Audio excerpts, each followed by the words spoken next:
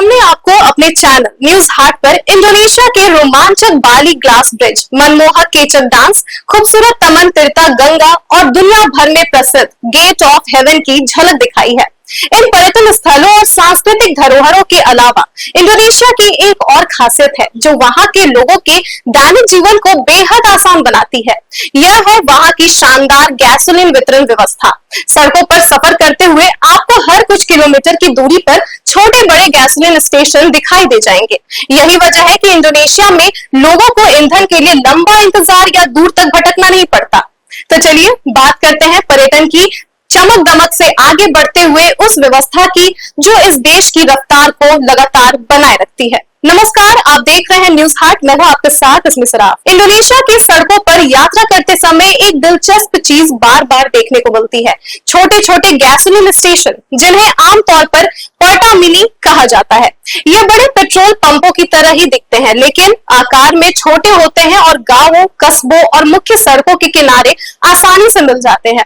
इनकी वजह से लोगों को ईंधन भरवाने के लिए लंबी दूरी तय नहीं करनी पड़ती और आपात स्थिति में भी तुरंत पेट्रोल उपलब्ध हो जाता है। यही कारण है कि दो पहिया वाहनों पर निर्भर बड़ी आबादी के लिए यह व्यवस्था काफी ज्यादा सुविधाजनक मानी जाती है। इस व्यवस्था का सबसे बड़ा फायदा यह है कि दूर दराज के क्षेत्रों में रहने वाले लोगों को भी परिवहन संबंधी दिक्कतों का सामना नहीं करना पड़ता। चाहे पहाड़ी इलाका हो, समुद्री तटीय क्षेत्र हो या फिर छोटा गांव, ईंधन की दिन रात उपलब्धता वहां की जीवन शैली को आसान बनाती है। व्यापार, पर्यटन और दैनिक आवागमन सभी इस मजबूत नेटवर्क की वजह से सुचारू रूप से चलते हैं। तस्वीर में दिख रहा यह छोटा गैसोलीन स्टेशन एक सुव्यवस्थित व्यवस्था का उदाहरण है। सीमित जगह में स्थापित ऐसे केंद्र मोटरसाइकिल और छोटे वाहनों को आसानी से ईंधन उपलब्ध कराते हैं। इंडोनेशिया में दो पहिया वाहनों की संख्या काफी अधिक है, इसलिए हर इलाके में ईंधन की उपलब्धता सुनिश्चित की गई है। इससे लोगों का समय बचता है और उन्हें पेट्रोल भरवाने के लिए दूर दूर तक नहीं भटकना पड़ता।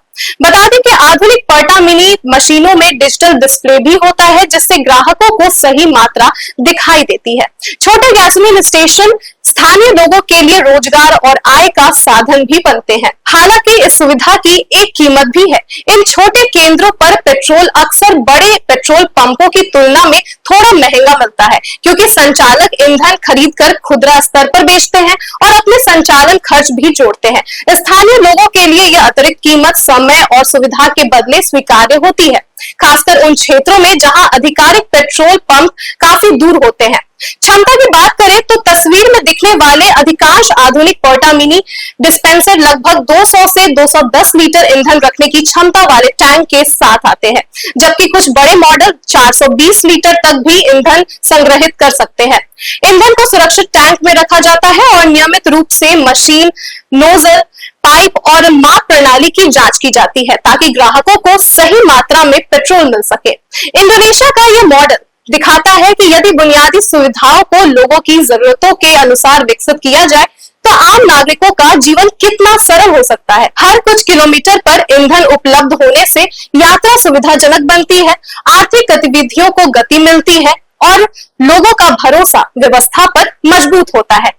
यही कारण है कि इंडोनेशिया की यह व्यवस्था दुनिया के कई देशों के लिए एक प्रेरणादायक उदाहरण भी मानी जाती है। यदि इसके रखरखाव की बात की जाए तो जैसा कि हमने आपको बताया कि अग्निशामक यंत्र, सुरक्षित टैंक और नियमित जांच जैसी व्यवस्थाएं यहाँ होती रहती है। इसके बावजूद आपको बता दें कि यहाँ कुछ चुनौतियां भी है। चूंकि इनमें से कई केंद्र बड़े सरकारी पेट्रोल पंपों की तरह औपचारिक निगरानी के दायरे में नहीं आते, इसलिए ईंधन की गुणवत्ता, माप की शुद्धता और सुरक्षा मानकों को लेकर सवाल उठते रहते हैं।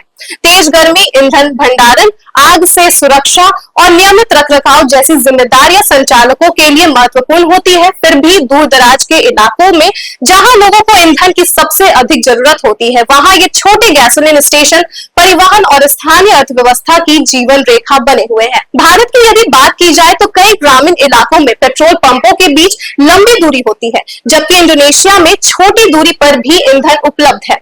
कई स्थानों पर महिलाएं भी इन छोटे ईंधन केंद्रों का संचालन करती हैं। आसान ईंधन उपलब्धता से छोटे व्यापार, डिलीवरी सेवाएं और परिवहन व्यवसाय तेजी से बढ़ते हैं।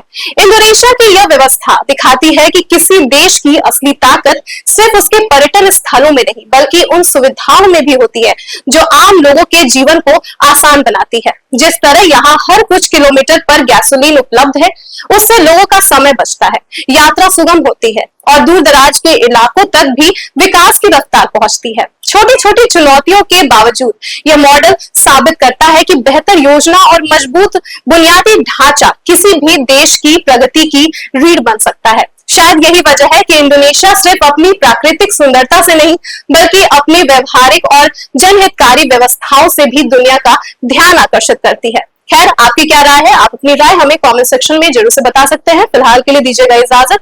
आप देखते रहिए न्यूज हाट। धन्यवाद।